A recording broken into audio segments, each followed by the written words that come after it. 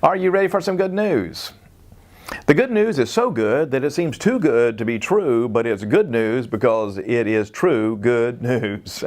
Here's today's text from 2 Kings chapter 4.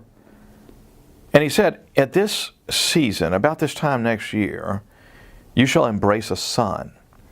And she said, "No, my lord, O man of God, do not lie to your servant." But the woman conceived, and she bore a son about that time the following spring, as Elisha had said to her. The gospel announcement is astonishing. Unless there's a part of you that cries out, "That's too good to be true," you probably haven't heard the gospel. In Luke's account of Jesus' first post-resurrection appearance, the disciples disbelieved for joy. The thought of such good news was so hopeful, so joyful, that they couldn't let themselves believe it for fear that it was too good to be true. That's what a childless, wealthy woman felt when Elisha gave her news that seemed too good to be true.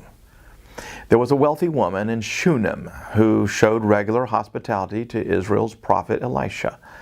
At first, she simply fed the man of God as he passed through town, but eventually she and her husband made a small bedroom just for the prophet to use when he had need. Elisha was grateful and wanted to bless the woman. But she was a woman who, by appearances, had it all. She had a lovely home, a fine husband, and nice things. Seemed like she had no need. But like all of us, she did have a deep yearning, a secret grief.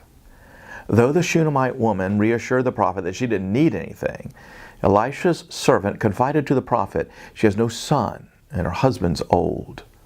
The word of the Lord came to Elisha. He called in the Shunammite and declared, "About this time next year you shall embrace a son." Elisha's word aroused the deepest grief of her life.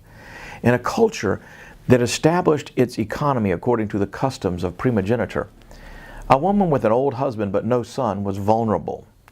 She'd put the dream of a son to rest many years earlier. No, O man of God, do not lie. As my friend Pastor Kenny Thacker has pointed out, that's the rightful response of anyone who hears the gospel. Don't lie to me, man of God. The good news is so good that it seems too good to be true, but it's good news because it is true good news.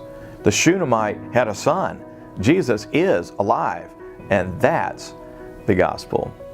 Well, that's today's daily devotional, and I hope you will get more of these. You can click right here for more videos like this one. And if you've yet to do so, please subscribe to this channel, and I hope you have a great rest of your day.